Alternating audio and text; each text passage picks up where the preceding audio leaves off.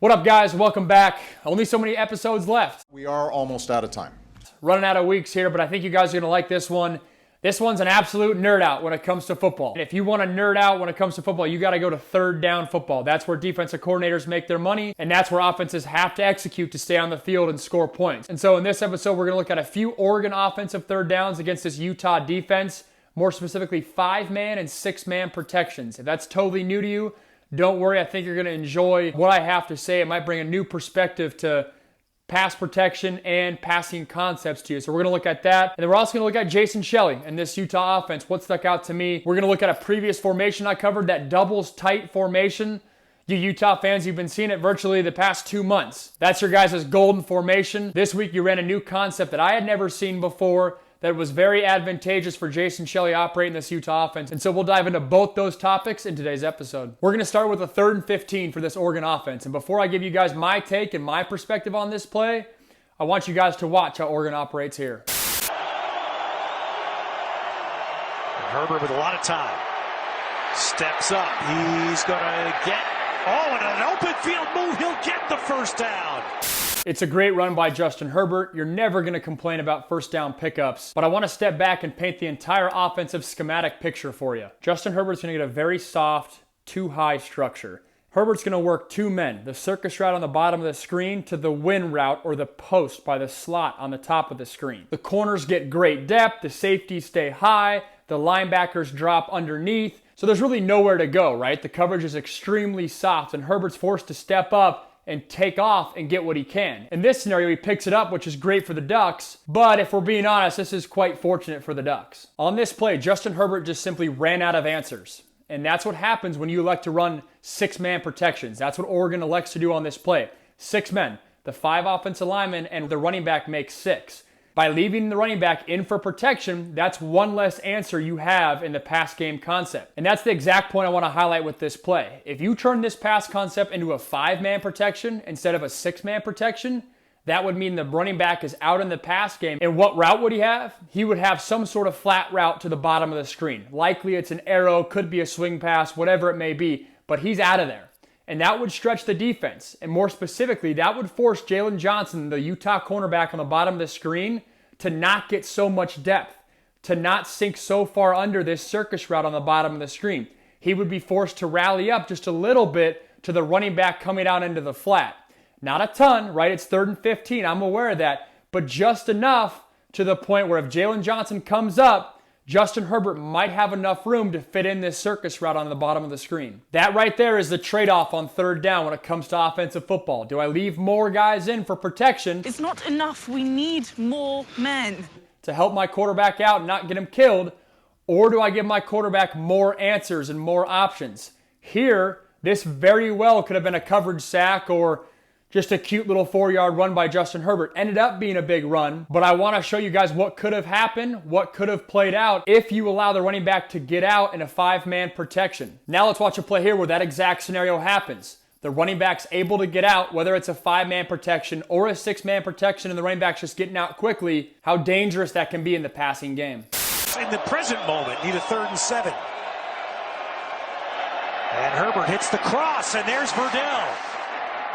CJ Verdell does a great job getting out right away, and he's the winner, obviously, hence the fact that that was a big gain. But if he stayed in for protection or took his sweet time before getting out of the backfield, this play may not have developed and may not have resulted in such a big gain. Our down and distance is getting shorter and shorter. Now we're going to watch a play. It's 3rd and 2 for Oregon, and let's see how they operate. Francis Bernard out there to take Hanson's spot. And on the in route, that's broken. A solid play by Utah to make this pass breakup happen, but it's a perfect example of the trade-off between 5-man protections and 6-man protections in the passing game. Well, what do you mean, Max? Let's check it out. This concept is slant routes by the 2 outside receivers on each side. The 2 interior slot receivers on the top of the screen are going to run vertical routes. The way I see this is they're just simply trying to run off those defenders to open up the slant route on the top of the screen. Oregon here elects to stay in 6-man protection, which as we talked about, that means that the running back's going to stay in and protect. But as a result of CJ Verdell staying in to protect, when Utah's in man coverage, it allows Cody Barton, their will linebacker, to sit in that hook curl area. As a result, when Johnny Johnson, Oregon's receiver on the bottom of the screen, runs a slant route, there is now a Utah defender body in Cody Barton standing right there in the window where the slant ball would be caught. Therefore, if you're Justin Herbert and you have man coverage, you're aware of this and understand that your options are once again becoming limited. You're not going to go to the boundary to his left, and you've got to go to the top of the screen where you know your slant route is protected. It doesn't work out here, but to me, when I watch this play, that's his one and only answer. Because it's in a 6-man protection. If this goes 5-man protection and you bring out CJ Verdell in an arrow route or a bubble route to the bottom of the screen, Cody Barton's going to have to go with that. And therefore, he's going to vacate his hook curl area, and it's going to leave a potential window for Johnny Johnson to be another slant answer for Justin Herbert in this Oregon offense. By no means am I saying this is easy as an offensive coordinator. I am totally living in hindsight by my analysis here. I'm just trying to paint the entire picture of leaving a running back in for pass pro. If Utah had elected to blitz on that last play, then Oregon would be very thankful that CJ Verdell's in there for protection. They don't blitz, and therefore it gives me an opportunity to shed light on a potentially wasted skill player pass blocking when he could be out in the pass concept. It's something that's easy for me to sit here and analyze, a lot harder when you're calling plays and executing plays, but that's the name of the game on third down. Are they blitzing? Are they playing zone? Are they playing man? What's their bread and butter on defense, and what are we expecting to get? That's the name of the game on third down, and that's why converting on third down is so important and also a very fun cat and mouse game for football fanatics. Now let's jump to the Utah side of things, and we're going to revisit something that we've already gone over, that doubles tight formation, except this time, late in the year, Utah's added another wrinkle with Jason Shelley behind center, and let's check it out. And just a reminder, what is this formation? It's the 2 tight ends off the line of scrimmage with a receiver on each side. It's a formation that Utah's done a lot of nakeds on, some play action, some downhill running. It's really been their identity ever since October hit, but now they're getting into some more creative pass concepts, and let's check out one here. First year at Utah.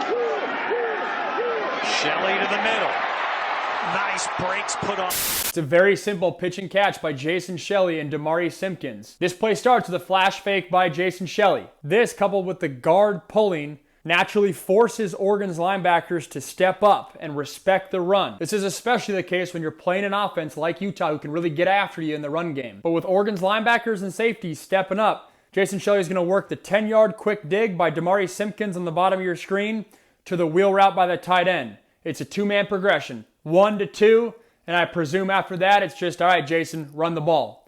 Very easy to read and a quick hitter for this Utah offense. This concept is also advantageous for the Utah offense as a whole because it's great versus both the cover 3 looks they're getting and the cover 4 looks they're getting. This time they got cover 4. The safeties are down lower, and what that means is Oregon's strong safety, Javon Holland, has run responsibilities here. So when a quick flash fake by Shelley comes his way, I know it's not much, but Holland's got to respect it, and therefore he steps up and loses track of the dig coming right behind him. It's an incredible bind for Holland in that he's got run responsibility, but a pass route coming right in his zone as well. It's a great design by Utah and well executed by Shelley. This concept can also work very well against cover 3. Let's watch Utah's offense attack it here. They don't have to drive it as far as many other teams. And they're going to, how about that? Well, so much for running out. Another easy pitch and catch. And why does it work well against cover 3? Because this time, instead of Holland being in his normal cover 4 position, he's now rolled down to a cover 3 look. Therefore, he has the flat on the bottom of the screen. When Shelley gives that same flash fake, those linebackers and now the safeties still have to respect that. They put their eyes in the backfield and they're stepping up to their run fits. All the while, Simpkins is running his quick little dig route to the vulnerable area in a cover 3 coverage. When an offense is facing cover 3, dialing up pass concepts like the one we just watched there to attack both seams are advantageous for a successful offense. We looked at a little Oregon third down against this Utah defense and the trade-offs when it comes to the overall pass concept of calling 5-man protection plays versus 6-man protection plays. You get more protection, but you have less answers and less people to throw the ball to. It's a very fine line when you're a play caller. On the Utah side, we looked at a new concept out of their golden formation. I'll just call it that. And they're adding new wrinkles to this same formation every single week. That's the name of the game when it comes to football. Building off of plays you've called week after week, adding new wrinkles and keeping a defense or an offense off balance. But this was a fun episode. The Pac-12 picture is clearing up a little bit. It's going to be fun to see how this thing finishes out. But I appreciate you guys coming along. Subscribe if you like this. And there's only a few more episodes left. I'll see you guys next week.